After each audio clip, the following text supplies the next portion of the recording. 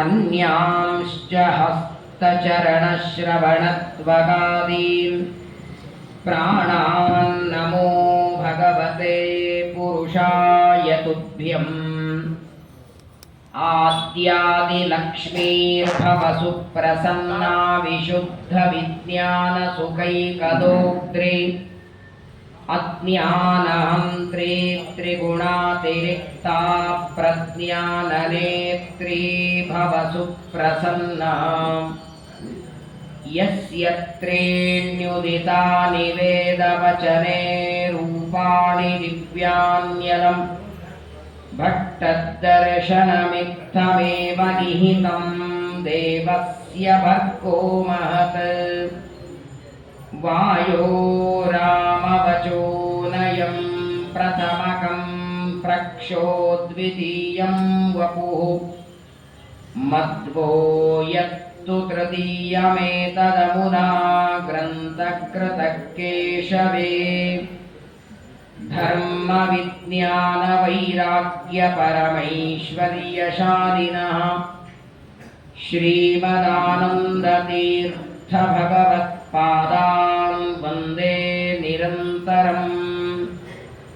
भवति यदनुभावादेडमूकोऽपि वाग्मी जडमतिरपि जन्तुः जायते प्राज्ञमौलिः सकलवचनचेतो देवता भारती सा मम वचसि निधत्तां सन्निधिं मानसे च। नमोऽस्तु तात्विका देवाः विष्णुभक्तिपरायणाः धर्ममार्गे प्रेरयन्तो भवन्तः सर्व एव हि। यं प्रौरजन्तमनुपेतमपेतकृत्यं द्वैपायनो विरहकातर आजुहाव। पुत्रेति तन्मयतया तरवोऽपि नेदुस्तं सर्वभूतहृदयं मुनिमानतोऽस्मि। वक्रतुण्डमहाकाय सूर्यकोटिसमप्रभ निर्विघ्नं कुरु मे देव सर्वकार्येषु सर्वदा। नौमिन्यायसुधादिकृज्जयमुनीन् श्रीपादराट्सन्मणीन् व्यासार्यान् विविधागमाप्तिविहरान् श्रीवादिराजानपि वन्देऽहं सवरान् रघुत्तमगुरून् वैदग्ध्यवारान्निधीन् श्रीसत्यव्रतराघवेन्द्रमुनिपान् सद्बोधसद्ध्यानपान् आपादमौलिपर्यन्तं गुरूणामाकृतिं स्मरेत्। तेन विघ्नाः प्रणश्यन्ति सिद्ध्यन्ति च मनोरथाः। श्रीगुरुभ्यो नमः। राज उवाच वरीयाने शुक उवाच वरीयानेश ते प्रश्नः क्रतो लोकहितं नृप। आत्मवित्सम्मतः पुंसां श्रोतव्यादिषु यः परः। स्वस्त्यस्तु सताम् अशेषसन्मङ्गलानि भवन्तु। श्लोकैकश्रवणपठनमात्रेण कथावक्तुश्च श्रोतॄणाम् निखिलकलिकतकल्मषापनूतनपटुतरे मोक्षाद्यखिलपुरुषार्थसाधनीभूते श्रीमद्भागवते महापुराणे यत्किञ्चित् पूर्वोक्तप्रमेयानुवादः। हरिः ओम् हरिः ओम् हरिः ओम्। श्रीगुरुभ्यो नमः। ಕಾರ್ತಿಕ ಮಾಸದ ಕೊನೆಯದಾದ ಒಂದು ವಾರ ಶ್ರೀಮದ್ಭಾಗವತ ಶ್ರವಣದ ಸೌಭಾಗ್ಯ ನಮಗೆಲ್ಲ ಸಿಕ್ಕಿದೆ.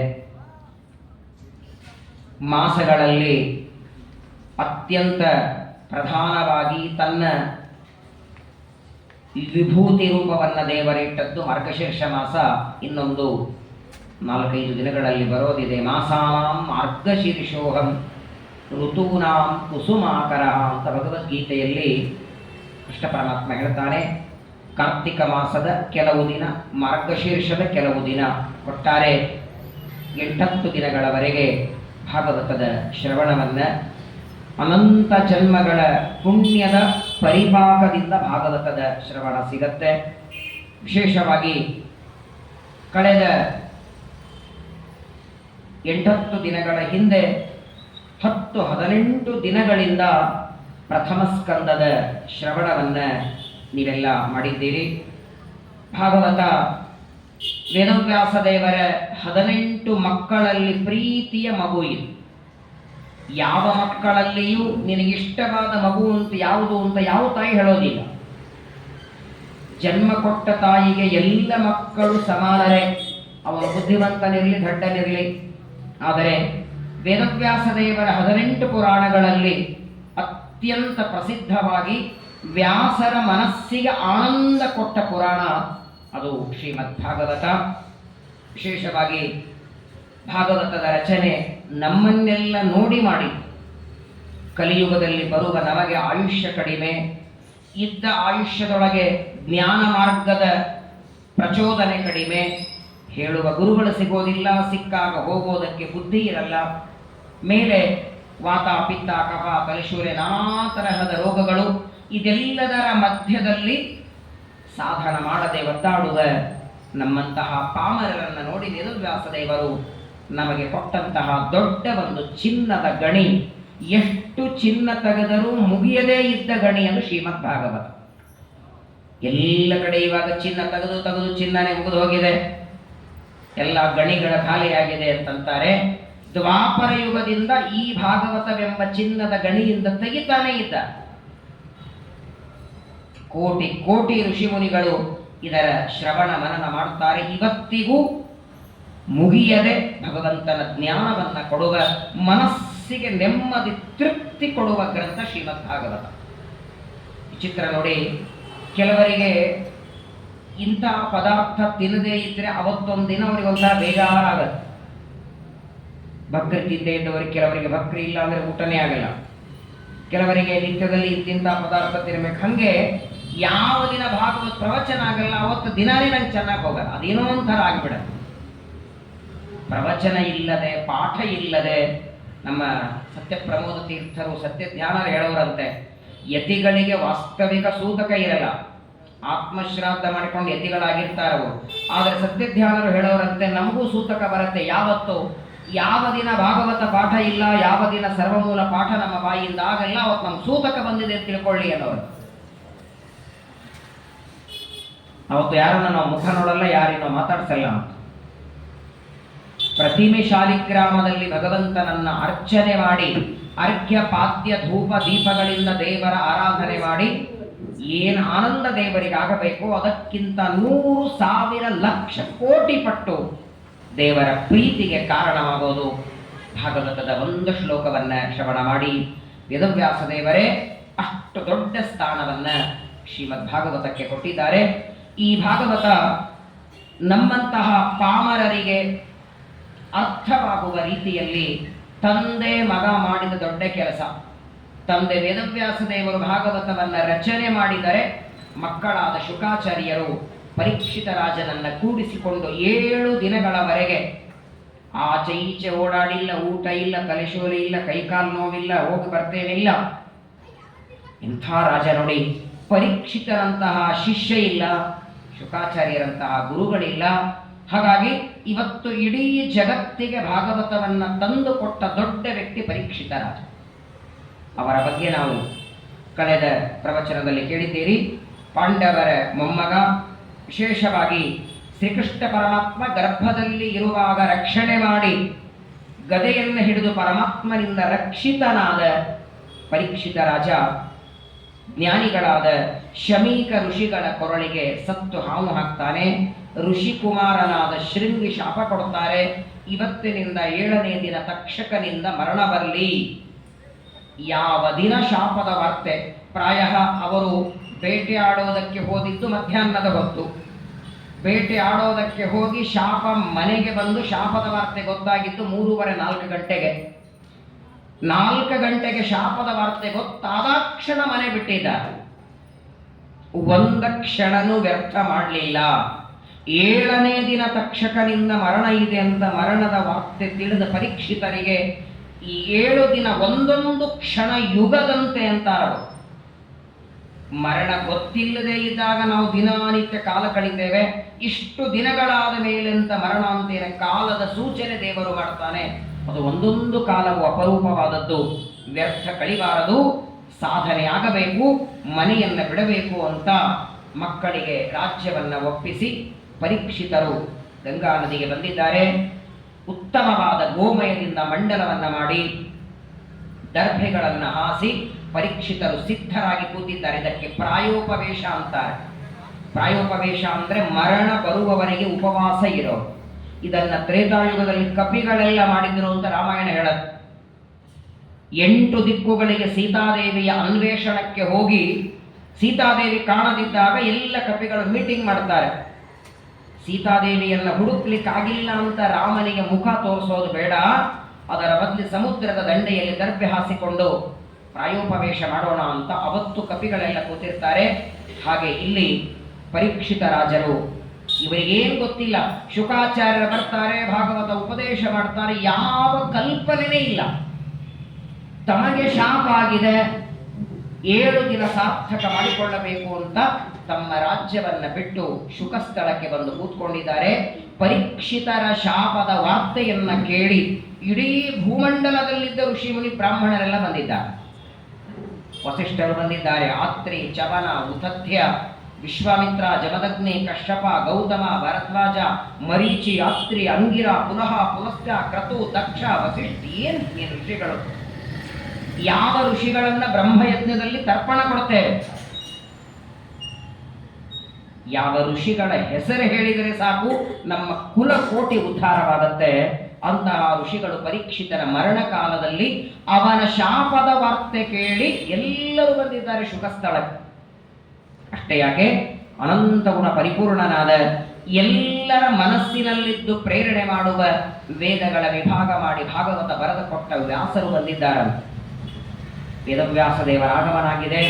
ಬಂದ ಎಲ್ಲ ಋಷಿಮುನಿಗಳಿಗೆ ಪರೀಕ್ಷಿತರು ನಮಸ್ಕಾರ ಮಾಡಿ ಪ್ರಾರ್ಥನೆ ಮಾಡ್ತಾರೆ. ಈ ಸೌಭಾಗ್ಯ ಯಾರಿಗೆ ಉಂಟು ಅಂತಾರೆ. ಆಪತ್ತು ಕಾಲದಲ್ಲಿ ಬಂದು ಒಂದೆರಡು ಮಾತು ಹೇಳುವ ವ್ಯಕ್ತಿಗಳು ಸಿಗಲ್ಲ.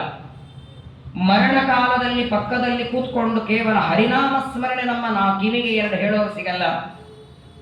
ಅಂಥದ್ರೊಳಗೆ ನಮ್ಮ ಅಜ್ಜಂದರು 5 ಜನ ಪಾಂಡವರು ಮಾಡಿದ ಪುಣ್ಯ, ಗರ್ಭದಲ್ಲಿ ದೇವರು ನನ್ನ ರಕ್ಷಣೆ ಮಾಡಿದ ಪುಣ್ಯ, ಇವತ್ತು ನನ್ನ ಮರಣ ಕಾಲದಲ್ಲಿ ಇಷ್ಟ ಜನ ಬಂದಿದ್ದಾರೆ. ಬಂದ ಎಲ್ಲ ಋಷಿಗಳಿಗೆ, ಮುನಿಗಳಿಗೆ, ಬ್ರಾಹ್ಮಣರಿಗೆ ನಮಸ್ಕಾರ ಮಾಡ್ತಾನೆ, ಪೂಜೆ ಮಾಡ್ತಾನೆ. ಎಲ್ಲರ ಅರ್ಘ್ಯಪಾದ್ಯಗಳಿಂದ ಪೂಜೆಯನ್ನು ಮಾಡ್ತಾನೆ. ಪರೀಕ್ಷಿತ ರಾಜರು ಪ್ರಶ್ನೆ ಕೇಳ್ತಾರೆ, ಯತ್ ಶ್ರೋತವ್ಯಂ ಅಥೋ ಜಾಪ್ಯಂ ಯತ್ ಕರ್ತವ್ಯಂ ರವಿಸ್ಸದ. ಪ್ರಾಯಃ ಎಲ್ಲರ ಜೀವನದಲ್ಲಿ ಬರುವ ದೊಡ್ಡ ಹಬ್ಬ ಅಂದ್ರೆ ಒಂದು ಜನ್ಮ, ಒಂದು ಮರಣ. ಡಿಸೈಡ್ ಮಾಡಿ ಹುಟ್ಲಿಕ್ಕೆ ಸಾಧ್ಯ ಇಲ್ಲ. ನಿನಗೆ ಯಾರು ಬೇಕು ತಂದೆ ತಾಯಿಗಳನ್ನ ನೀನೇ ಚಾಯ್ಸ್ ಮಾಡ್ಕೋ ಅಂತ ದೇವರು ಆಪ್ಷನ್ ಕೊಟ್ಟಿದ್ರೆ, ಯಾವ ತಂದೆ ತಾಯಿಗಳು ಬೇಕು, ಯಾವ ದಿನ ನೀನು ಹುಟ್ಟಬೇಕು. ನಾವೆಲ್ಲ ರಾಮನವಮಿ, ಕೃಷ್ಣಾಷ್ಟಮಿ ಅರಸ್ಕೊಳ್ಳೋದು. ಯಾವ ತಂದೆ ತಾಯಿಗಳಲ್ಲಿ ನಾವು ಡಿಸೈಡ್ ಮಾಡೋ ಹಾಗಿಲ್ಲ, ಎಷ್ಟೊತ್ತಿಗೆ ಅಂತಿಲ್ಲ. ಒಂದು ಅಲ್ಲಿಂದ ಜನ್ಮ, ಇಲ್ಲಿಂದ ಮರಣ, ಇದು ಭಗವಂತನ ಕೈಯೊಳಗಿರೋದು. ಹಾಗಾಗಿ ಮರಣದ ವಾರ್ತೆ ಮುನ್ಸೂಚನೆಯಾಗಿ ಅದು 7 ದಿನ ಮೊದಲು ನನಗೆ ಗೊತ್ತಾಗಿದೆ. ಯಾವ ಮಂತ್ರ ಜಪ ಮಾಡಲಿ, ಏನು ಪಾರಾಯಣ ಮಾಡಲಿ, ಯಾವ ಸ್ತೋತ್ರ ಪಠನ ಮಾಡಲಿ, ನನ್ನ ಉದ್ಧಾರ ನೀವು ಮಾಡಬೇಕು ಅಂತ ಬಂದ ಋಷಿಮುನಿಗಳಿಗೆಲ್ಲ ಪ್ರಶ್ನೆ ಮಾಡ್ತಾರೆ. ಆ ಎಲ್ಲ ಋಷಿಮುನಿಗಳು ಪರೀಕ್ಷಿತರ ಜೊತೆಗೆ ಮಾತಾಡ್ತಾರೆ. ಅಷ್ಟೊತ್ತಿಗೆ ಜ್ಞಾನಿಗಳಾದ ವೇದವ್ಯಾಸ ದೇವರ ಮಕ್ಕಳಾದ ವಿರಕ್ತ ಶಿಖಾಮಣಿಗಳು 16 ವರ್ಷದ ತರುಣ ಶುಕಾಚಾರ್ಯರು ಆಗಮಿಸ್ತಾ ಇದ್ದಾರೆ. ಯಾವ ಪತ್ರ ಇಲ್ಲ, ಫೋನ ಇಲ್ಲ, ಬನ್ನಿ ಅಂತ ಆಮಂತ್ರಣ ಇಲ್ಲ. ನಮ್ಮ ಆಚಾರ್ಯ ಹೇಳ್ತಿದ್ರು, ನಾವು ಕರೆದಾಕ್ಷಣ ಯಾರೋ ಪಂಡಿತರು ಬ್ರಾಹ್ಮಣರು ನಮ್ಮ ಮನೆಗೆ ಬರ್ತಾರೆ ಅಂದ್ರೆ ನಮ್ಮ ಪೂರ್ವಜರು ಮಾಡಿದ ಯಾವುದೋ ಒಂದು ಅಲ್ಪ ಸ್ವಲ್ಪ ಪುಣ್ಯ ಇದೆ. ಅಂಥದ್ರೊಳಗೆ ಮನೋನಿಯಾಮಕರಾದ ಕೃತ್ತಿವಾಸನೆ ಹಿಂದೆ 40 ಕಲ್ಪ ಸಮೀರನಲ್ಲಿ ಶಿಷ್ಯತ್ವ ವಹಿಸಿ ಅಖಿಳಾಗಮಾರ್ಥಗಳೋದಿ ಜಲದಿಯೊಳು 10 ಕಲ್ಪದಿ ತಪವಗೈದು ಆದಿತ್ಯರೊಳಗೆ ಉತ್ತಮ ನೆನೆಸಿದ ಮುಂದಿನ ಜನ್ಮದಲ್ಲಿ ಇವರೇ ಭಗವಂತನ ಹಾಸಿಗೆ ಪುರುಷೋತ್ತಮನ ಪರ್ಯಂಕ ಅಂಥ ಶೇಷದೇವರಾಗಬೇಕಾದ ಯೋಗ್ಯತೆ ರುದ್ರದೇವರಿಗೆ ಇದೇ ರುದ್ರದೇವರು ಮುಂದೆ ಶೇಷದೇವರಾಗ್ತಾರೆ. ಈಗಿದ್ದ ವಾಯುದೇವರು ಬ್ರಹ್ಮದೇವರಾಗೋ ಹಾಗೆ ಇದೇ ರುದ್ರದೇವರು ದೇವರ ಸೇವೆ ಮಾಡ್ತಾರೆ. ಅಂತಹ ಶೇಷ ಪದವಿಗೆ ಬರಬೇಕಾದ ಮನೋನಿಯಾಮಕರಾದ ರುದ್ರದೇವರ ಅವತಾರರಾದ ಶುಕಾಚಾರ್ಯರು ದೂರದಿಂದ ಬರ್ತಿದ್ದಾರೆ. ಏನು ಸಂಭ್ರಮ ಪರೀಕ್ಷಿತನಿಗೆ. ಆಸನದಿಂದ ಪರೀಕ್ಷಿತರು ಎದ್ದಿದ್ದಾರೆ. ಶುಕಾಚಾರ್ಯರನ್ನ ಸ್ವಾಗತ ಮಾಡ್ತಾರೆ. ಶುಕಾಚಾರ್ಯರಿಗೆ ಕೂಡೋದಕ್ಕೆ ಆಸನವನ್ನ ಕೊಟ್ಟಿದ್ದಾರೆ. ಅರ್ಘ್ಯ ಪಾದ್ಯಗಳಿಂದ ಪೂಜೆ ಮಾಡಿ ಪರೀಕ್ಷಿತರು ಪ್ರಶ್ನೆ ಮಾಡ್ತಾರೆ.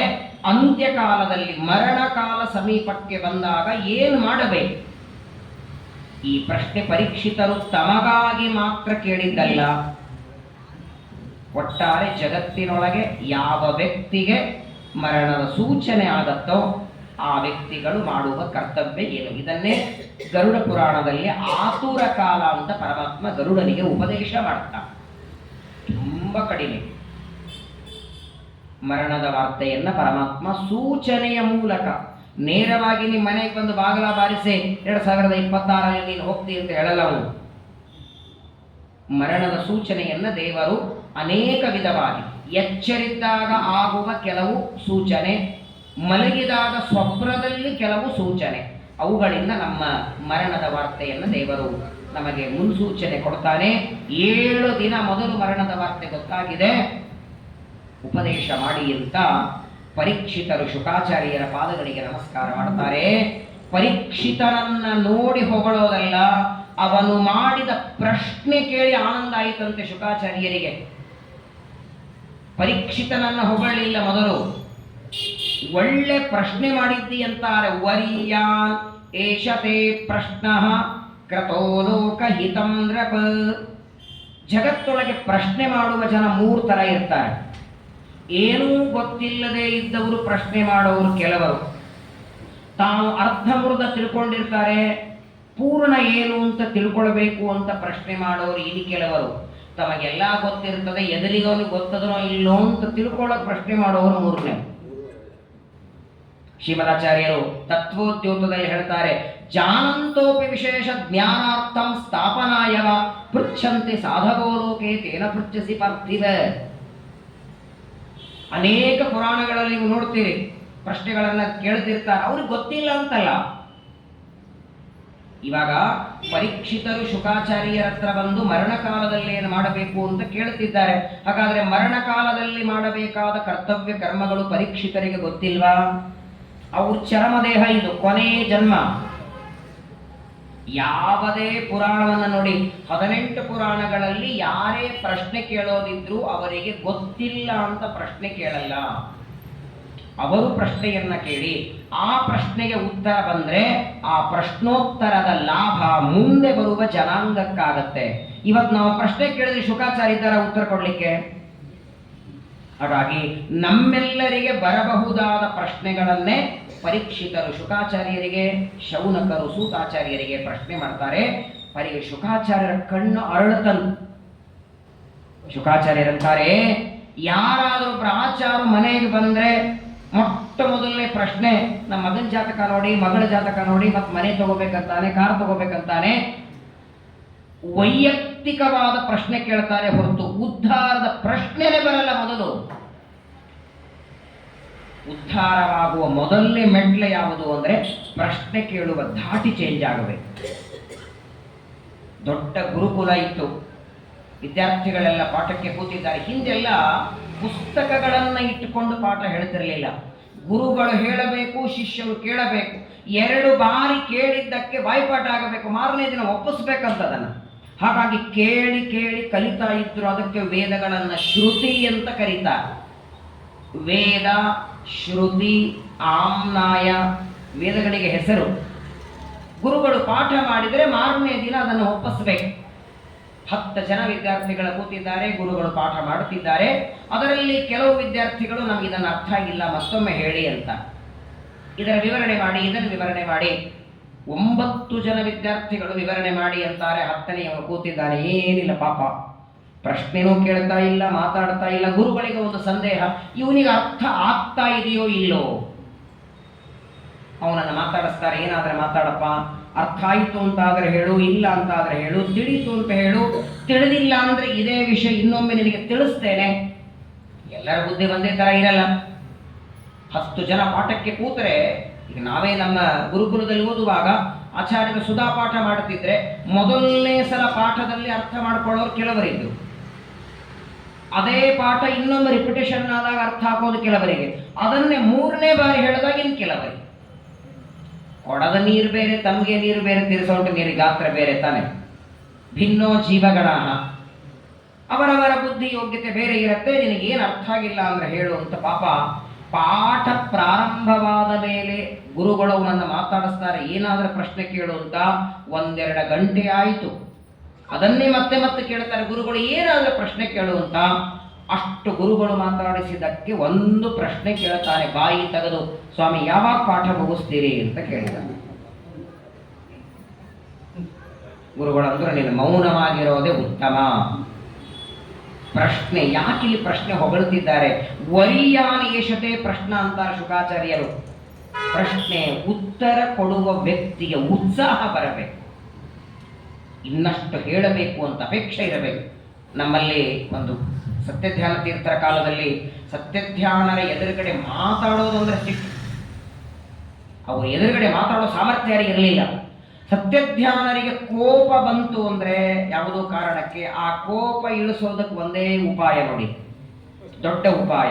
ಒಂದು ಪುಸ್ತಕ ತಗೊಂಡು ಹೋಗೋದು, ಮತ್ತೆ ಈ ವಾಕ್ಯ ನನಗೆ ಅರ್ಥ ಆಗ್ತಿಲ್ಲ, ಇದನ್ನು ಹೆಂಗೆ ಅರ್ಥ ಮಾಡೋ ಬಾಯಿದೆ, ಎಷ್ಟೇ ಕೋಪ ಬರಲಿ, ಇದೊಂದು ವಾಕ್ಯ ನನಗೆ ಅರ್ಥ ಆಗ್ತಿಲ್ಲ, ಏನು ಮಾಡಬೇಕು ಅಂತಂದ್ರೆ ಸಾಕು, ಅದನ್ನ ವಾಕ್ಯ ವಿವರಿಸಿ ಮಾಡಬೇಕು. ಪ್ರಾಯ ಜಗತ್ತೊಳಗೆ ಒಂದೊಂದರಿಂದ ಒಬ್ಬೊಬ್ಬರಿಗೆ ಆನಂದ. ವಿಶೇಷವಾಗಿ ಪರಮಾತ್ಮನನ್ನ ಹೊಗಳುವ, ಭಗವಂತನ ಮಹಿಮೆ ಹೇಳುವ ಗ್ರಂಥಗಳ ಬಗ್ಗೆ, ಜ್ಞಾನದ ಬಗ್ಗೆ ಪ್ರಶ್ನೆ ಕೇಳೋರೆ ತುಂಬಾ ಕಡಿಮೆ ಆಗಿದ್ದಾರೆ. ಪರೀಕ್ಷಿತ ಒಳ್ಳೆ ಪ್ರಶ್ನೆ ಮಾಡಿದ್ದಿ, ನೀನು ಮಾಡಿದ ಪ್ರಶ್ನೆ ನಿನಗ ಮಾತ್ರ ಸಮ್ಮತವಲ್ಲ, ವೈಯಕ್ತಿಕವಾಗಿ ನಿನಗೋಸ್ಕರ ನೀನು ಮಾಡಿದ ಪ್ರಶ್ನೆಯಲ್ಲ, ಮುಂದೆ ಬರುವ ಜನಾಂಗಕ್ಕೆಲ್ಲ ಇದರ ಉಪಯೋಗವಾಗುತ್ತೆ. ಯಾಕೆಂದ್ರೆ ಬಂದವರು ಒಂದಿಲ್ಲ ಒಂದಿನ ದೇಹ ಬಿಡಲೇಬೇಕು. ಮರಣ ಹೊಂದುವ ಪ್ರತಿಯೊಬ್ಬ ವ್ಯಕ್ತಿಗೂ ಮರಣ ಕಾಲದಲ್ಲಿ ಏನು ಮಾಡಬೇಕು, ಯಾವುದರ ಚಿಂತನ, ಏನು ಕರ್ಮ, ಅದನ್ನು ನಿನಗೋಸ್ಕರ ನಾನು ವರ್ಣನೆಯನ್ನ ಮಾಡ್ತೇನೆ. ಶ್ರೋತವ್ಯಾನೀಹ ರಾಜೇಂದ್ರ ನೃಣಾಂ ಸಂತಿ ಸಹಸ್ರಶಃ ಅಪಶ್ಯತಾಂ ಆತ್ಮತತ್ವಂ ಗ್ರಹೇಶು ಗ್ರಹವೇದಿನಾಂ. ನೋಡು ಪರೀಕ್ಷಿತ, ಮರಣಕಾಲದಲ್ಲಿ ಏನು ಮಾಡಬೇಕು ಅಂತ ಕೇಳಿದ್ದೀನಿ. ಏನೇನು ಮಾಡಬೇಕು ಅಂತ ಒಂದು ಲಿಸ್ಟ್ ಮಾಡೋದ್ರೊಳಗೆ ಆಯುಷ್ಯ ಮುಗಿಯತ್ತಪ್ಪ. ಅದನ್ನು ಆಚರಣೆ ಮಾಡೋದು ಯಾವಾಗ? ಮಾಡಬೇಕಾದದ್ದು ಬೇಕಾದಷ್ಟಿದೆ. ಮಾಡಬೇಕಾದದ್ದು, ಕೇಳಬೇಕಾದದ್ದು, ತಿಳಿಬೇಕಾದದ್ದು. ಕೆಲವೊಂದನ್ನ ಮಾಡೋದಕ್ಕಾಗಲ್ಲ ಅಂತ ಬಿಡ್ತೇವೆ, ಕೆಲವೊಂದನ್ನ ತಿಳ್ಕೊಂಡಿಲ್ಲ ಅಂತ ಬಿಡ್ತೇವೆ, ಇನ್ನು ಕೆಲವೊಂದನ್ನ ಮಾಡೋದಕ್ಕಾದರೂ ದೇಹದಲ್ಲಿ ಶಕ್ತಿ ಇಲ್ಲ ಅಂತ ಕೆಲವೊಂದನ್ನ ಬಿಡ್ತೇವೆ. ಉಳಿದದ್ದು ಬೇಡ, ನಾಳೆ ನಾಡಿದ್ದು ಏಕಾದಶಿ ಇದೆ, ಇವತ್ತು ಬೆಳಗಿದ್ರೆ ಗ್ರಹಣ ಹಿಡಿದಿರ್ತದೆ. ನಾವು ನಮ್ಮಷ್ಟಕ್ಕೆ ಡಿಸೈಡ್ ಮಾಡಿಬಿಡ್ತೇವೆ, 2ರಲ್ಲಿ ಯಾವುದರ ಒಂದು ಮಾಡೋದು, ನಾಳೆದು ಮಾಡೋದು, ನಾಡ್ದಿನ ಮಾಡೋದು. ಶಕ್ತಿ ಇದ್ದು ಕೆಲವರಿಗೆ ಮಾಡ್ಲಿಕ್ಕಾಗಲ್ಲ, ಕೆಲವರಿಗೆ ಶಕ್ತಿ ಇಲ್ಲದಿದ್ರೂ ಪ್ರಯತ್ನ ಮಾಡ್ತಾರೆ, 1-1.5 ಏಕಾದಶಿ ಆಗತ್ತೆ. ಆದರೆ ನಿಜವಾಗಿ ಮನುಷ್ಯ ತಿಳ್ಕೊಳ್ಳಬೇಕಾದದ್ದು, ಕೇಳಬೇಕಾದದ್ದು ಕೋಟಿ ಕೋಟಿ ವಿಚಾರಗಳಿವೆ, ಅದು ಮುಗಿಯೋದೇ ಇಲ್ಲ. ಇಡೀ ಪೃಥಿವಿಯನ್ನ ಬೇಕಾದರೆ ಪ್ರದಕ್ಷಿಣೆ ಹಾಕಿ ಬರಬಹುದು, ಆದರೆ ನಾವು ಓದಬೇಕಾದ, ತಿಳಿಯಬೇಕಾದ, ಕೇಳಬೇಕಾದ ಭಗವಂತನ ವಿಚಾರಗಳು ಸಂಪೂರ್ಣ ಕೇಳಿ ಮುಗಿಸಿದ್ದೇನೆ ಅಂತ ಸಾಧ್ಯವಿಲ್ಲ. ನಮಗೆ ನಿಮಗೆಲ್ಲ ಜಗನ್ಮಾತೆಯಾದ ಲಕ್ಷ್ಮೀದೇವಿಗೂ ಸಾಧ್ಯವಿಲ್ಲ ಅಂತಾರೆ. ನೋಡಿ, ನಮ್ಮನ್ನೋಡೆ ಶುಕಾಚಾರ್ಯರಂತಾರೆ, ಯಾವುದೇ ಒಂದು ವ್ರತ, ಉಪವಾಸ, ಪ್ರದಕ್ಷಿಣೆ, ನಮಸ್ಕಾರ, ಯಾವುದೇ ಒಂದು ಸತ್ಕರ್ಮ ಮಾಡಬೇಕಾದ್ರೆ ಅದರ ಬಗ್ಗೆ ಮೊದಲು ಪರಿಚಯ ಇರಬೇಕು, ಗೊತ್ತಿರಬೇಕು. ಅದು ಗೊತ್ತಾಗೋದು ಎಲ್ಲಿ? ಈ ತರಹದ ಪ್ರವಚನಗಳಲ್ಲಿ. ಎಲ್ಲಿ ಆಚಾರ್ಯರು, ಗುರುಗಳು, ಜ್ಞಾನಿಗಳು ಪ್ರವಚನ ಮಾಡ್ತಾರೆ ಅಲ್ಲಿ ಗೊತ್ತಾಗಬೇಕು. ಆ ಪ್ರವಚನಕ್ಕೆ ಹೋದರೆ ಏನೇನು ಮಾಡಬೇಕು ಅಂತ ಗೊತ್ತಾದ ಮೇಲೆ ಆಚರಣೆ ಮಾಡ್ಲಿಕ್ಕಾಗತ್ತೆ. ಪ್ರವಚನಕ್ಕೆ ಹೋಗೋದೇ ಯಾವಾಗ? 60 ಮೇಲೆ ಹೋದರೆ ಆಗ ಅರ್ಥ ಮಾಡಿಕೊಂಡು ಅನಂತರದಲ್ಲಿ ಆಚರಣೆ ಮಾಡುವುದಕ್ಕೆ ದೇಹದಲ್ಲಿ ಶಕ್ತಿ ಇರತ್ತಾ? ಬಹಳ ಜನ ಅಂತಾರೆ, ಅಯ್ಯೋ ಮುಂದೆ ಮಾಡೋಣ ಬಿಡಿ ಆಚಾರ್ಯ, ವಿಷ್ಣು ಪಂಚಕ ವ್ರತ ಉಪವಾಸ ಮುಂದೆ ಮಾಡಿದ್ರೆ ಆಯ್ತು, ಇವಾಗೇನು ಸಣ್ಣವಿದ್ದಾನೆ ಚಿಕ್ಕವಿದ್ದಾನೆ. ಶುಕಾಚಾರ್ಯ ಪರೀಕ್ಷಿತನಿಗಂತಾರೆ, ನಮ್ಮ ಆಯುಷ್ಯ ಹೇಗೆ ವ್ಯರ್ಥ ಮಾಡ್ಕೊಳ್ತೇವೆ ನಾವು. ನಿದ್ರಯಾ ಹೀಯತೆ ನಕ್ತಂ ವ್ಯವಾಯೇನ ನವಂ ವಯಃ ದಿವಾಚ ಅರ್ಥೇಹ ಯಾ ರಾಜನ್ ಕುಟುಂಬ ಭರಣೇನವಾ. ನೋಡು ಪರೀಕ್ಷಿತ, ಎಲ್ಲ ಮಾನವರಿಗೆ 100 ವರ್ಷ ಗೊತ್ತಿಲ್ಲ, ಒಟ್ಟಿಗೆ 100 ವರ್ಷ ಅಂತ ಇಟ್ಕೊಂಡ್ರೂ ಕೂಡ 100 ವರ್ಷ ಒಬ್ಬ ವ್ಯಕ್ತಿ ಬದುಕ್ತಾನೆ ಅಂದ್ರೆ 36,000 ಹಗಲು 36,000 ರಾತ್ರಿ, ಇಷ್ಟೇ ಅವನ ಆಯುಷ್ಯ.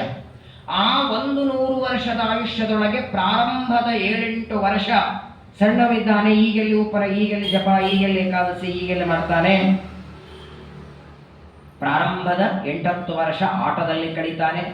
ಅದರ ನಂತರದಲ್ಲಿ 8-10 ವರ್ಷಗಳನ್ನ ಅಧ್ಯಯನ ಮಾಡಬೇಕು ಅಂತ ಕಳೀತಾನೆ. ಅದರ ನಂತರದಲ್ಲಿ ಉನ್ನತ ವ್ಯಾಸಂಗ, ಏನೋ ಡಿಗ್ರಿ ಕಾಲೇಜ್ ಅಂತ ಕಳೀತಾನೆ.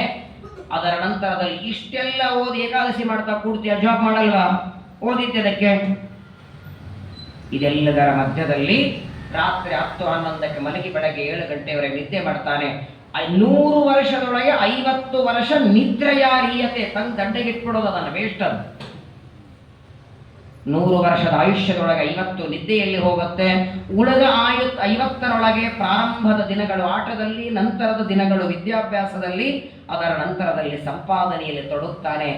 ಎಷ್ಟು ವಿಚಿತ್ರ ಅಂದ್ರೆ, ಸಂಪಾದನೆ ಮಾಡುವ ವ್ಯಕ್ತಿಗೆ ಸಾಕು, ಇಷ್ಟು ಸಂಪಾದನೆ ಮಾಡಿದ್ದೇನೆ, ಇನ್ನೇನಾದರೂ ಸಾಧನೆ ಮಾಡಿಕೊಳ್ಳೋಣ, ಎಲ್ಲಿವರೆಗೆ?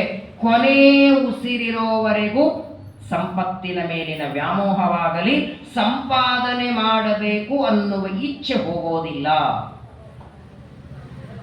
100 ಬಂದ್ರೆ 1000 ಬರಲಿ ಅಂತಾನೆ, 1000 ಬಂದ್ರೆ 1,00,000 ಬರಲಿ ಅಂತಾನೆ, 1,00,000 ಬಂದ್ರೆ ಕೋಟಿ ಬರಲಿ, ಅದಕ್ಕಾಗಿ ಪ್ರಯತ್ನ ಮಾಡ್ತಾನೆ. ದಿವಾಚ ಅರ್ಥೇಹ ಯಾ ರಾಜನ್. ಒಬ್ಬ ಕಳ್ಳ ಒಬ್ಬರ ಮನೆ ಕಳ್ಳತನಕ್ಕೆ ಹೋಗ್ತಾನೆ. ಕಳ್ಳತನಕ್ಕೆ ಹೋಗುವಾಗ ಅವನ ಮನಸ್ಸಲ್ಲಿ ಭಯ ಇದೆ. ಯಾವ ಭಯ? ಬರೇ ಸಿಕ್ಬಿದ್ದಿಲ್ಲ, ಸಿಕ್ಬಿದ್ರೆ ಮುಂದೇನಾಗತ್ತೆ?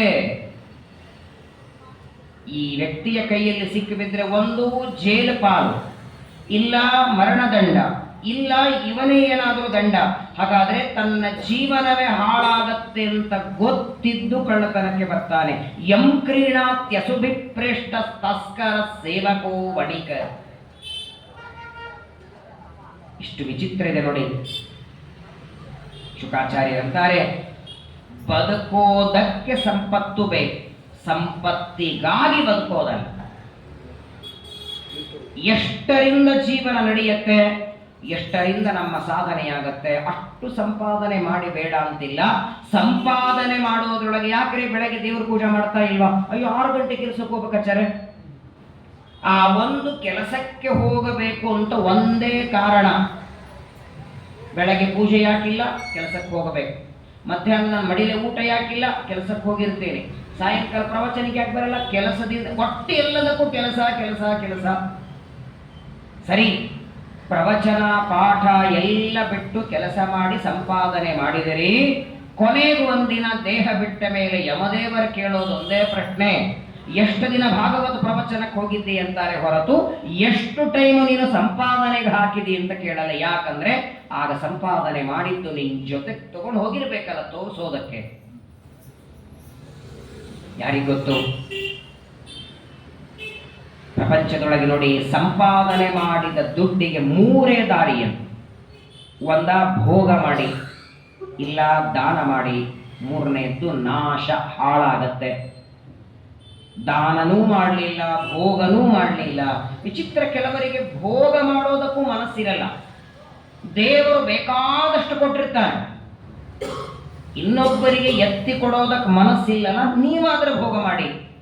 ಮಹಾಭಾರತದ ಅನುಶಾಸನ ಪರ್ವದಲ್ಲಿ ರುದ್ರದೇವರ ಮತ್ತು ಪಾರ್ವತಿಯ ಸಂವಾದ ಇದೆ. ಅದನ್ನೇ ಉಮಾ ಮಹೇಶ್ವರ ಸಂವಾದ ಅಂತ ಕರೀತಾರೆ. ಅಲ್ಲೊಂದು ಪ್ರಶ್ನೆ ಕೇಳ್ತಾಳೆ ಪಾರ್ವತಿ. ಕೆಲವರಿಗೆ ದೇವರು ಸಂಪತ್ತು ಬೇಕಾದಷ್ಟು ಕೊಡ್ತಾನೆ, ಆದರೆ ಭೋಗ ಮಾಡ್ಲಿಕ್ಕೆ ಅವರಿಗೆ ಆಗಲ್ಲ. ತಿಂಗಳಿಗೆ 3-3.5 ಲಕ್ಷ ಸಂಬಳ ಇರುತ್ತೆ, ದೊಡ್ಡ ಇಂಜಿನಿಯರ್ ಇರ್ತಾನೆ, 3 ಲಕ್ಷ ಸಂಪಾದನೆ ಮಾಡ್ತಿರ್ತಾನೆ ತಿಂಗಳಿಗೆ. ಆದರೆ ಮೈ ತುಂಬ ಕಾಯಿಲೆಗಳು, ಸಿಹಿ ತಿನ್ನೋ ಹಾಗಿಲ್ಲ, ಥೈರಾಯ್ಡ್ ಇದೆ, ಇನ್ನೊಂದು BP ಇದೆ, 100 ರೋಗಗಳು. ಇಷ್ಟೇ ಗಂಜಿ ತಿನ್ನಬೇಕು, ಅದು ಬಿಸಿ ಇದ್ದಾಗ ತಿಂದ್ರೇನೆ ತಿನ್ನಬೇಕು, ಇಲ್ಲ ಅಂದ್ರೆ ಇಲ್ಲ. ಸಂಪಾದನೆ ಅವನು ಮಾಡ್ತಾನೆ, ಭೋಗ ಮನೆಯಲ್ಲಿದ್ದವರೆಲ್ಲ ಮಾಡಿರ್ತಾರೆ. ಹೀಗೆ ಯಾಕಾಗತ್ತೆ ಅಂತ ಪಾರ್ವತಿ ರುದ್ರದೇವರಿಗೆ ಕೇಳ್ತಾರೆ. ಇನ್ನು ಕೆಲವರಿಗೆ 50-60 ವರ್ಷ ದುಡಿತಾರೆ, ಅವರಿಗೆ ವಿಶೇಷ ಸಂಬಳ ಎಲ್ಲ ಮುಂದೆ 60 ಆದ ಮೇಲೆ ಬರುತ್ತೆ. ಆದರೆ 60 ಆಗೋ ಹೊತ್ತಿಗೆ ಭೋಗ ಮಾಡ್ಲಿಕ್ಕೆ ಶಕ್ತಿ ಇಲ್ಲ. ಹಲ್ಲಿದ್ದ ಕಡ್ಲಿ ಇಲ್ಲ, ಕಡ್ಲಿ ಇಲ್ಲ ಹಲ್ಲಿಲ್ಲ ಅಂತಾರಲ್ಲ, ಹೀಗೆ ಯಾಕಾಗತ್ತೆ ಅಂತ ಪಾರ್ವತಿ ಕೇಳಿದಾಗ ರುದ್ರದೇವರು ಕೊಟ್ಟ ಉತ್ತರ ನೋಡಿ. ರುದ್ರದೇವರು ಮೊದಲನೇ ಮಾತು ಹೇಳ್ತಾರೆ, ಯಾವ ವ್ಯಕ್ತಿ ಯಾವುದೇ ಧರ್ಮಕರ್ಮ ಆಗಲಿ, ಪೂಜೆಯಾಗಲಿ, ಜಪವಾಗಲಿ, ಪ್ರದಕ್ಷಿಣೆ, ನಮಸ್ಕಾರ ತನ್ನ ಸ್ವಂತ ತಿಳುವಳಿಕೆಯಿಂದ ಮಾಡದೆ ಹೆಂಡತಿ ಮಕ್ಕಳ ಒತ್ತಾಯಕ್ಕೆ ಮಾಡಿರ್ತಾರೆ. ಇವತ್ತು ದೇವರ ಪೂಜೆ ಮಾಡದಿದ್ರೆ ಊಟ ಅಡಿಗೆ ಮಾಡಲ್ಲ ಅಂತ ಹೆಂಡತಿ ಒತ್ತಾಯ ಮಾಡಿದ್ರೆ ಅವತ್ತೊಂದಿನ ಪೂಜೆ ಮಾಡ್ತಾನೆ. ಹಾಗಾದ್ರೆ ಇನ್ನೊಬ್ಬರ ಒತ್ತಾಯಕ್ಕೆ ನೀನು ಪೂಜೆ ಮಾಡಿದ್ದಕ್ಕೆ ಸಂಪಾದನೆ ಮಾಡೋದು ಇವನು. ಯಾಕೆ ಪೂಜೆ ಮಾಡೋದು ಇವನಲ್ಲ, ಇವನು ಪೂಜೆ ಮಾಡಿದ್ದಕ್ಕೆ ಇವನ ಸಂಪಾದನೆ. ಆದರೆ ಇವನು ಮಾಡಿದ ಪೂಜೆ ಇನ್ನೊಬ್ಬರ ಒತ್ತಾಯಕ್ಕೆ, ಹಾಗಾಗಿ ಅದರ ಭೋಗನು ಮತ್ತೊಬ್ಬರಿಗೆ ಕೊಡುತ್ತಾನೆ ದೇವರು. ಇವನೇ ಸಂಪಾದನೆ ಮಾಡಿದ್ರೊಳಗೆ 8 ಭಕ್ಷ್ಯ ಭೋಜ್ಯ ಮಾಡಿಕೊಂಡು ಊಟ ಮಾಡ್ತಿರ್ತಾನೆ, ಇವನೊಂದು ಗಂಜಿ ಮಾಡಿ ಕುಡಿಸಿರ್ತಾರಲ್ಲ. ಒಣಗಿದ ಹಪ್ಪಳ ಇವ ತಿಂತಿರ್ತಾನೆ, ಜಾಂಗೀರು ಚಕ್ಲಿ ಗಂಡು ಮಕ್ಕಳೆಲ್ಲ ತಿಂತಾರೆ. ಯಾಕೆ? ಭೋಗ ಇವರಿಗೆ, ಸಂಪಾದನೆ ಇವನಿಗೆ. ಪೂಜೆ ಮಾಡಿದ್ದೀವನು ಮಾಡು ಅಂತ ಹೇಳಿದ್ದೀವನು. ಬಹಳ ಚೆನ್ನಾಗಿ ದೇವರ ಸರ್ಕಾರದಲ್ಲಿ 60ರ ನಂತರದಲ್ಲಿ ನೀವು ಧರ್ಮ ಕರ್ಮ ಮಾಡ್ತೀರಿ, 60ರ ನಂತರದಲ್ಲಿ ಪ್ರವಚನ, 60ರ ನಂತರದಲ್ಲಿ ಉಪವಾಸ. ದೇವರನ್ನ ನೀನು 60 ಆದ ಮೇಲೆ ಮಾಡಿದಾಗ ನಾನು 60 ಆದ ಮೇಲೆ ಕೊಡ್ತೇನೆ.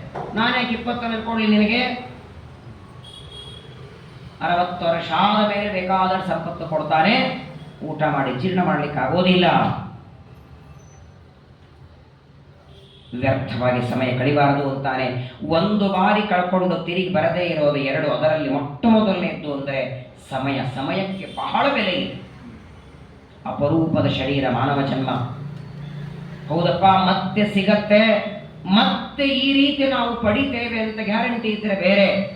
ನೋಡಿ, ಶಕ್ತಿ ಇರುವಾಗ, ತಲೆಯಲ್ಲಿ ಬುದ್ಧಿ ಇದ್ದಾಗ, ಹೇಳೋದಕ್ಕೆ ಗುರುಗಳು ಪರಿಸರ ಇದ್ದಾಗ ಸಾಧಾರ ಮಾಡಿಕೊಳ್ಳದೆ ಆನಂತರದಲ್ಲಿ ಒದ್ದಾಡಬಾರದಂತ. ಗರುಡ ಪುರಾಣ ನೀವೆಲ್ಲ ಕೇಳಿದ್ದೀರಿ ಬೇಕಾದಷ್ಟು ಬಾರಿ. ಒಬ್ಬ ವ್ಯಕ್ತಿ ದೇಹ ಬಿಟ್ಟ ಮೇಲೆ ಯಮಲೋಕಕ್ಕೆ ಹೋಗಬೇಕಾದರೆ ಯಮದೂತರವನನ್ನ ಹೊಡೆಯುವಾಗ ಅಲ್ಲಿ ಹೇಳ್ತಾನಂತೆ, ಅಯ್ಯೋ ಇದೊಂದು ಬಾರಿ ಬಿಟ್ಟು ಬಿಡಿ, ಇನ್ನು ಮುಂದಿನ ಜನ್ಮ ಬಂದರೆ ಪ್ರವಚನಕ್ಕೆ ಹೋಗ್ತೇನೆ, ಪಾಠ ಮಾಡ್ತೇನೆ, ವಿಷ್ಣು ಪಂಚಕ ಮಾಡ್ತೇನೆ. ಅಂತಕನ ದೂತರಿಗೆ ಕಿಂಚಿತ್ತು ದಯೆಲ್ಲ, ಅವರಿಗೆ ದಯ ಬರೋದಿಲ್ಲ. ಅವರಂತಾರೆ ಮುಂದೆ ಮಾಡುವಂತೆ ಈಗ ಯಾಕೆ ಮಾಡಲಿಲ್ಲ ಹೇಳು ಅಂತಾರೆ ಮೊದಲು. ನಮ್ಮ ಗುರುಗಳು ಒಂದು ಕತೆ ಹೇಳ್ತಿದ್ರು. ಒಬ್ಬ ವ್ಯಕ್ತಿ ಬಟ್ಟೆ ವ್ಯಾಪಾರ ಮಾಡ್ತಿದ್ದ. ಬಟ್ಟೆಗಳನ್ನೆಲ್ಲ ಬೇರೆ ಊರಿಗೆ ಹೋಗಿ ಮಾರಿಕೊಂಡು ಬರಬೇಕು. ಆಗೆಲ್ಲ ಬಸ್ಸು ಗಿಸ್ಸು ಇರಲಿಲ್ಲ, ಹಡಗಲ್ಲಿ ಹೋಗ್ತಿದ್ದವು. ತನ್ನದೇ ನಾವಿನಲ್ಲಿ ಬಟ್ಟೆಗಳೆಲ್ಲ, ರೇಷ್ಮೆ ಬಟ್ಟೆ, ಕಾಟನ್ ಬಟ್ಟೆ ಎಲ್ಲ ಹಾಕಿಕೊಂಡು ಬೇರೆ ಊರಿಗೆ ಹೋಗಬೇಕು, ಮಾರಬೇಕು. ಒಂದು ದಿನ ಎಲ್ಲ ಬಟ್ಟೆಗಳನ್ನು ನಾವಿನಲ್ಲಿ ಹಾಕಿಕೊಂಡು ವ್ಯಾಪಾರಕ್ಕೆ ಹೊರಟಿದ್ದಾನೆ. ಯಾವ ಊರಿಗೆ ಬರಬೇಕು ವ್ಯಾಪಾರಕ್ಕೆ, ಆ ಊರಿಗೆ ಬಂದು ತಲುಪೋದಕ್ಕೆ ನಸಿಕಿನ ಜಾವ 3 ಗಂಟೆ ಆಗಿದೆ. ವಿಚಾರ ಮಾಡ್ತಾರೆ, 3 ಗಂಟೆಗೆ ವ್ಯಾಪಾರಕ್ಕೆ ಹೋದರೆ ಬಟ್ಟೆ ತಗೊಳ್ಳೋರು ಯಾರು? ಹಾಗಾದರೆ ಆ ನಾವನ್ನ ನದಿಯ ದಂಡೆಯಲ್ಲಿ ಕಟ್ಟಿದ. ನಸಿಕಿನ ಜಾವ 3-4 ಅಂದರೆ ಅದು ನಿದ್ದೆಯ ಸಮಯ. ತೂಕುಡಿಸ್ತಾ ಇದ್ದಾನೆ, ನಿದ್ದೆ ಜೋರು ಬರ್ತಾ ಇದೆ. ನಾನೇನಾದರೂ ನಿದ್ದೆಯಲ್ಲಿ ಮಲಗಿಬಿಟ್ಟೆ ಅಂದರೆ ಇರುವ ಬಟ್ಟೆಗಳೆಲ್ಲ ಯಾರಾದರೂ ಕಳ್ತನ ಮಾಡಿದರೆ, ಹಾಗಾದ್ರೆ ಆ ಬಟ್ಟೆಗಳನ್ನು ಕಾಯೋದಕ್ಕೆ ಎಚ್ಚರ ಇರಬೇಕು. ಎಚ್ಚರ ಕೂತ್ಕೊಳ್ಳೋದು ಹೇಗೆ? ಸುಮ್ಮನೆ ಕೂತ್ಕೊಂಡ್ರಂತೂ ನಿದ್ದೆ ಬರುತ್ತಲ್ಲ. ಏನಾದರೂ ಒಂದು ಕೆಲಸ ಮಾಡೋಣ, ಸೂರ್ಯೋದಯವಾಗುವವರೆಗೆ ಏನಾದರೂ ಮಾಡೋಣ ಅಂತ ಆಚೆ ಈಚೆ ನೋಡ್ತಾನೆ. ಯಾವ ನದಿ ದಂಡೆಯಲ್ಲಿ ತನ್ನ ನಾವು ಕಟ್ಟಿದ್ದ ಅದೇ ನದಿ ದಂಡೆಯಲ್ಲಿ ಒಳ್ಳೆ ಚೀಲಗಳಲ್ಲಿ ಕಲ್ಲುಗಳನ್ನು ತುಂಬಿಟ್ಟಿದ್ದ. ನದಿಯ ಪ್ರವಾಹ ಬರಬಾರದು ಅಂತ ಒಂದು 10 ಚೀಲಗಳಲ್ಲಿ ಕಲ್ಲುಗಳಿಟ್ಟಿದ್ದ. ಆ ಚೀಲ ನೋಡ್ತಾನೆ, ಒಂದು ಚೀಲನ್ನ ಬಿಚ್ಚಿದ, ಒಂದು ಕಲ್ಲನ್ನು ತಗೊಂಡ ಎಸೆದ. ಆ ಕಲ್ಲು ನೀರಲ್ಲಿ ಹಾಕಿದ್ರೆ ಶಬ್ದ ಬರುತ್ತಲ್ಲ, ಆ ಶಬ್ದದಿಂದ ಇವನ ನಿದ್ದೆ ಹೋಯಿತು. ಎರಡನೇ ಕಲ್ಲು ಎಸೆದ, ಮೂರನೇ ಕಲ್ಲು ಅವನಿಗೆ ಅದೇ ಒಂದು ರೂಢಿಯಾಯಿತು. ನಸಿಕಿನ ಜಾವ 3 ಗಂಟೆಗೆ ಶುರು ಮಾಡಿ ಸೂರ್ಯೋದಯ ಆಗುವುದರೊಳಗೆ 10 ಚೀಲ ಹಾಕಿಬಿಟ್ಟ.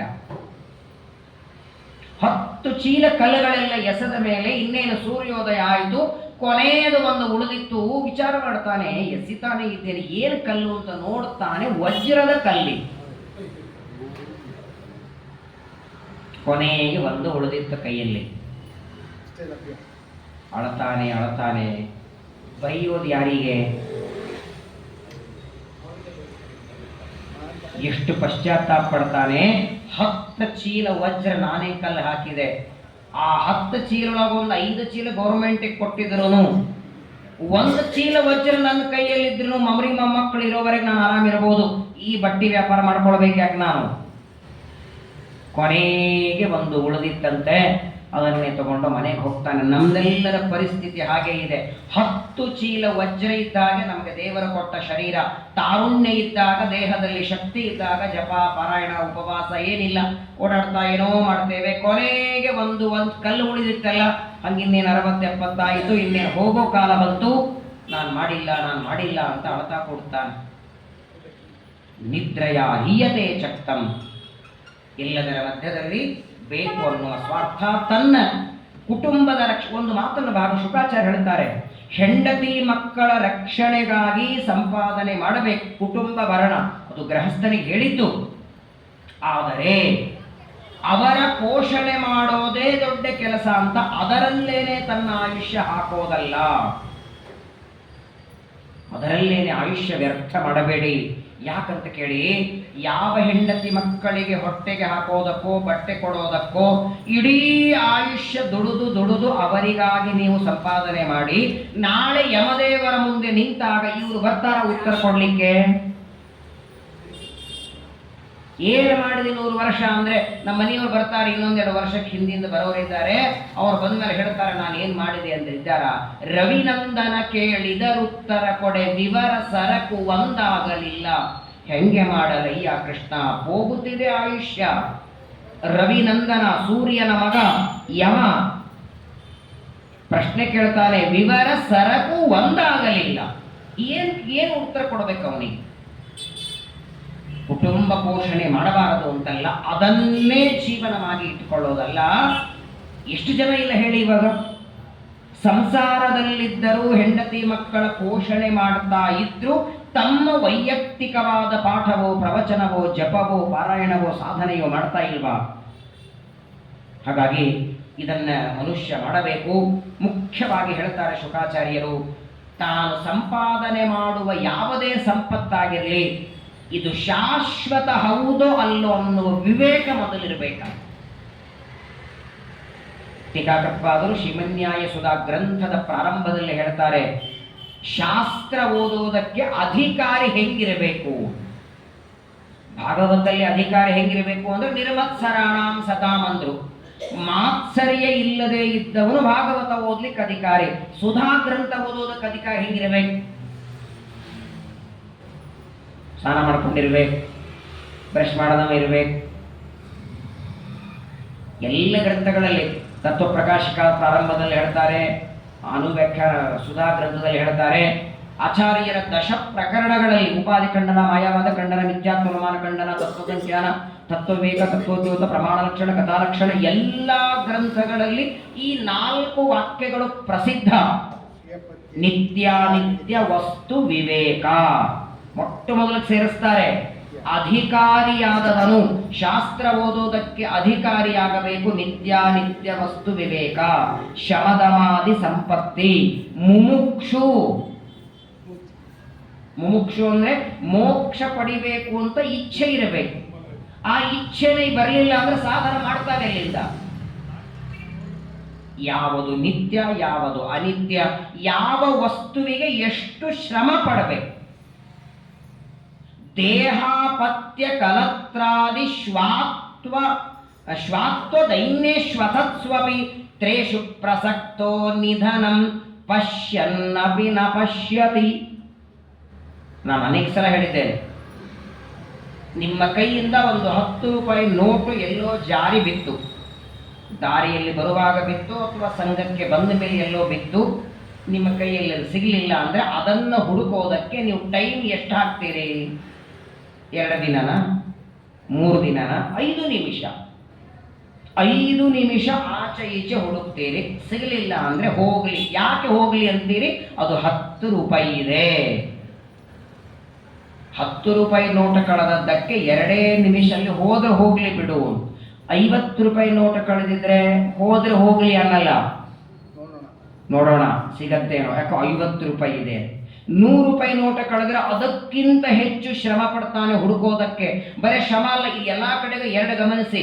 10 ರೂಪಾಯಿ ನೋಟ ಕಳೆದಾಗ ಆಗುವ ದುಃಖ ಬೇರೆ, 50 ಕಳೆದಾಗ ದುಃಖ ಬೇರೆ, 100 ಕಳೆದಾಗ ದುಃಖ ಬೇರೆ, 500 ಕಳೆದಾಗ ದುಃಖ ಬೇರೆ, 5,000 ಕಳೆದಾಗ, 5 ಲಕ್ಷ ಕಳೆದಾಗ ದುಃಖ ಎಲ್ಲ ಕಡೆಗೆ. ಅದರ ತಾರತಮ್ಯ ಇದೆ.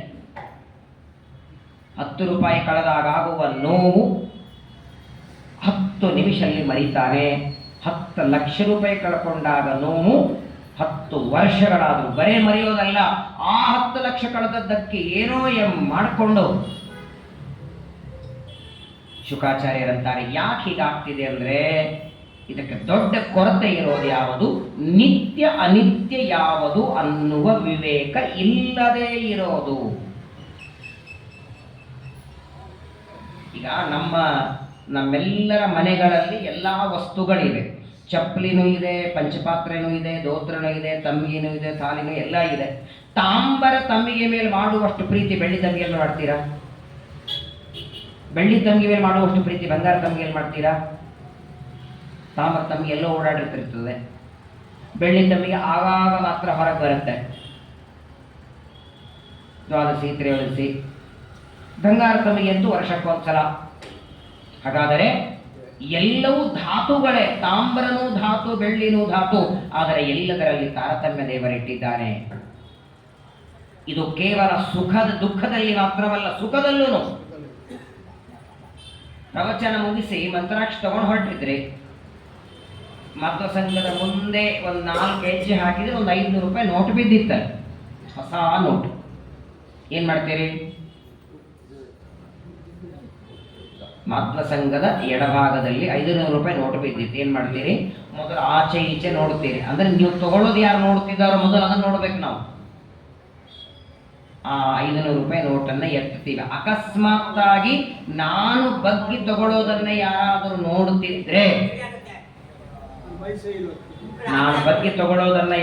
ನೋಡುತ್ತಿದ್ರೆ, ಆಗ ಇವನು ತಾನೇ ವಿಚಾರ ಮಾಡ್ತಾನೆ, ಓ ನಾನು ತಗೊಂಡದ್ದು ಅವನು ನೋಡುತ್ತಿದ್ದಾನೆ, ಹಾಗಾದರೆ ಇದು ನಂದೇ, ಅಲ್ಲಿ ಪಾಪ ಬರುವಾಗ ಕಳೆದಿತ್ತು ಅಂತ ತಾನೇ ಹೇಳ್ಕೊಂಡ್ಬಿಡ್ತಾನೆ.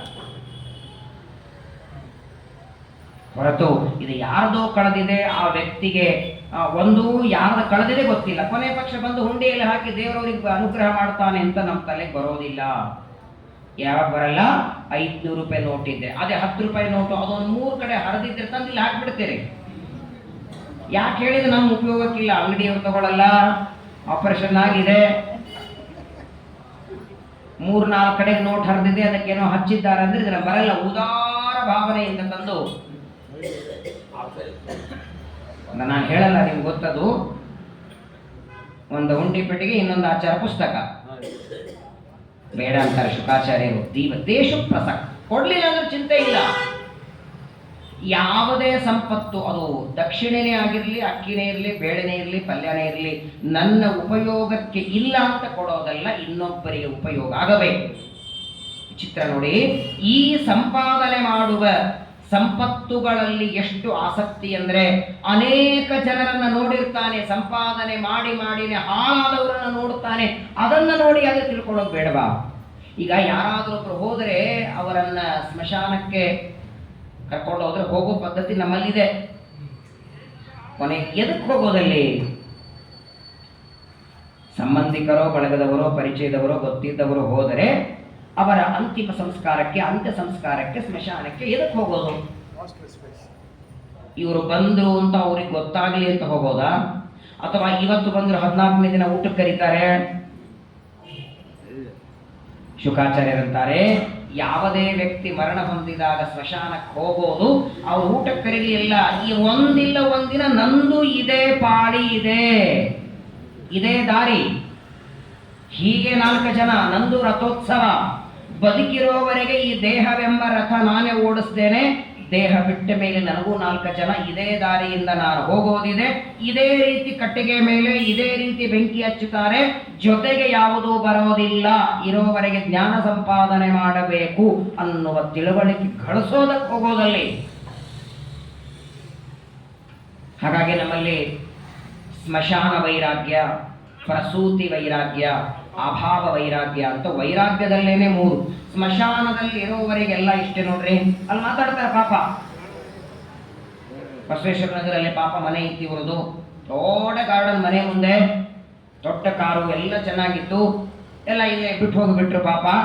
ಎಲ್ಲಿವರೆಗೆ? ಸ್ಮಶಾನದಲ್ಲಿರೋವರೆಗೆ ಇದೆಲ್ಲ ಅನಿತ್ಯ ಅಶಾಶ್ವತ, ಎಲ್ಲಾರು ಬಿಟ್ಟು ಹೋಗೋದು. ಸ್ಮಶಾನದ ಹೊರಗೆ ಬಂದ ಕೂಡಲೇ ಫೋನ್ ಮಾಡ್ತಾರೆ, ಕಾರ್ ತಗೊಳ್ಳಿ ಹೋಗೋಣ ಇವತ್ತು. ಇದು ಸ್ಮಶಾನ ವೈರಾಗ್ಯ, ಪ್ರಸೂತಿ ವೈರಾಗ್ಯ. ಬೇಡ ಅಂತಾರೆ ಶುಕಾಚಾರ್ಯರು. ಇದರ ಅರ್ಥ ಪರೀಕ್ಷಿತ ರಾಜನಿಗೆ ಬಂದಷ್ಟು ವೈರಾಗ್ಯ ನಮಗೆ ನಿಮಗೆ ಬಂದಿಲ್ಲ. ಆದರೆ ನೋಡಿ, ನಮ್ಮ ಯೋಗ್ಯತೆಗೆ ತಕ್ಕಂತೆ ಟೀಕಾಕೃತ್ಪಾದರು ತತ್ವಪ್ರಕಾಶಿಕದಲ್ಲಿ ಒಂದು ಮಾತು ಹೇಳ್ತಾರೆ, ವೈರಾಗ್ಯದಿಂದ ಇರ್ರಿ ಅಂದ್ರೆ ಅರ್ಥ ಏನು? ನಾವು ಅನೇಕ ಕಡೆಗೆಲ್ಲ ಸಂಕಲ್ಪ ಮಾಡುವಾಗ ಜ್ಞಾನ ಭಕ್ತಿ ವೈರಾಗ್ಯ, ಜ್ಞಾನ ಭಕ್ತಿ ವೈರಾಗ್ಯ ಬರಲಿ ಅಂತಂತೀವಿ. ಜ್ಞಾನ ಬರಲಿ ಪರವಾಗಿಲ್ಲ, ಭಕ್ತಿ ಬರಲಿ ಪರವಾಗಿಲ್ಲ, ವೈರಾಗ್ಯ ಬರಲಿ ಅಂದ್ರೆ ಏನರ್ಥ? ವೈರಾಗ್ಯ ಬರಲಿ ಅಂದ್ರೆ ಹಾಗಾದ್ರೆ ಯಾವ ಪದಾರ್ಥಗಳನ್ನ ಭೋಗ ಮಾಡ್ತೇವೆ, ಯಾವ ಪದಾರ್ಥಗಳಲ್ಲಿ ಅತಿಯಾದ ಸ್ನೇಹ ಇದೆ, ಆ ಸ್ನೇಹ ಕಡಿಮೆ ಮಾಡೋದೇ ವೈರಾಗ್ಯ. ಯಾಕಂದ್ರೆ ಆ ಅತ್ಯಂತ ಸ್ನೇಹವೇ ನಮ್ಮನ್ನ ಬಂಧನದಲ್ಲಿ ಇಟ್ಟಿದೆ. ಹಾಗಾಗಿ ಪರೀಕ್ಷಿತ ಅತಿಯಾದ ಸ್ನೇಹ, ಅತಿಯಾದ ವ್ಯಾಮೋಹ, ತನ್ನ ಜೊತೆಗೆ ಬರದೇ ಇರುವ ಪದಾರ್ಥಗಳ ಸಂಪಾದನೆಗಾಗಿ ಪ್ರಯತ್ನ ಮಾಡುತ್ತಾ 100 ವರ್ಷ ಗಳಿಸ್ತಾನೆ. ಯಾರಿಗೊತ್ತು, ಇವನು ಸಂಪಾದನೆ ಮಾಡಿದ ಸಂಪತ್ತಿನಿಂದ ಮುಂದೆ ಮಕ್ಕಳು ಇವನ ಶ್ರಾದ್ದ ಮಾಡುತ್ತಾರಂತೂ ಗೊತ್ತಿಲ್ಲ. ಅಂದ ಮೇಲೆ ನಿನಗೋಸ್ಕರ ಏನಾದರೂ ಮಾಡಿಕೋ. ನಾನು ಬೆಂಗಳೂರಿಗೆ ಒಬ್ಬರ ಮನೆಗೆ ಹೋಗಿದ್ದೆ. ನಾನು ಹೊಸ ಮನೆ ಕಟ್ಟಿದ್ರು. ಮನೆಗೆ ಹೋದರೆ ಒಂದು ದೊಡ್ಡ ಬೋರ್ಡ್ ಹಾಕಿದ್ರು, 2 ಅಕ್ಷರ ಅದರಲ್ಲಿ ಬರೆದಿದ್ದು, ನಿನಗೋಸ್ಕರ ಏನು ಮಾಡಿಕೊಂಡಿದ್ದಿ? Question mark ಹಾಕಿಟ್ಟಿದ್ರು. ಅದು ಇಷ್ಟೊತ್ತ ಬೋರ್ಡ್ ನೋಡಿದೆ ನಾನು, ಏನು ಅರ್ಥ ಆಗಲಿಲ್ಲ. ಆಮೇಲೆ ಗೊತ್ತಾಯ್ತು, ಹೆಂಡತಿಗಾಗಿ ಮನೆ ಕಟ್ಟಿ ಮಕ್ಕಳಿಗಾಗಿ ಸಂಪಾದನೆ ಮಾಡಿದ್ದಿ, ಬೆಳ್ಳಿ ಆಯಿತು, ಬಂಗಾರ ಆಯಿತು, ಬೇಕಾದಷ್ಟು ಸಂಪತ್ತು ಮಾಡಿ ನಿನಗೋಸ್ಕರ ಏನು ಮಾಡ್ಕೊಂಡಿ? ಒಂದೇ ಪ್ರಶ್ನೆ, ಅದಿಷ್ಟೇ ಮಾತು. ಪರಗತಿಗೆ ಸಾಧನ ಮಾಡಿಕೊಳ್ಳು ಅಂತಾರೆ. ಹಾಗಾಗಿ ನೀನು ಕೊನೆ ಕಾಲ, ಮರಣಕಾಲ ಸಮೀಪಕ್ಕೆ ಬಂದಿದೆ, ನನಗಂತೂ 7 ದಿನ ಇದೆ, ಏನ್ ಮಾಡ್ಲಿ ಅಂತ ಗಾಬರಿ ಆಗಬೇಡ. ತಸ್ಮಾತ್ ಭಾರತ ಸರ್ವಾತ್ಮ ಭಗವಾನ್ ಹರಿರೀಶ್ವರ ಶ್ರೋತವ್ಯ ಕೀರ್ತಿತವ್ಯಶ್ಚ ಸ್ಮರ್ತವ್ಯಶ್ಚಿಚ್ಛತಾ ಭಯಂ. ಹಾಗಾಗಿ 100 ಸಾವಿರಾರು ತಿಳ್ಕೊಳ್ಳಬೇಕಾದ ವಿಚಾರಗಳು, ಕೇಳಬೇಕಾದ ವಿಚಾರಗಳು. ಆದರೆ ಮರಣಕಾಲ ಸಮೀಪಕ್ಕೆ ಬಂದಾಗ ಇನ್ನೊಂದು ಹರಟೆ ಬೇಡ. ಯಾವುದೇ ಲೌಕಿಕವಾದ ಕ್ಷಣಿಕವಾದ ವಿಚಾರಗಳ ಬೇಡ. ಯಾವ ವ್ಯಕ್ತಿ ಗರ್ಭದಲ್ಲಿ ರಕ್ಷಣೆ ಮಾಡಿ ಹೊರಗೆ ಹಾಕಿದ್ದಾನೆ, ಯಾವ ವ್ಯಕ್ತಿ ನಮ್ಮನ್ನ ಕ್ಷಣದಲ್ಲಿ ದಿನಕ್ಕೆ 4-5 ಗಂಟೆ ಮನೆ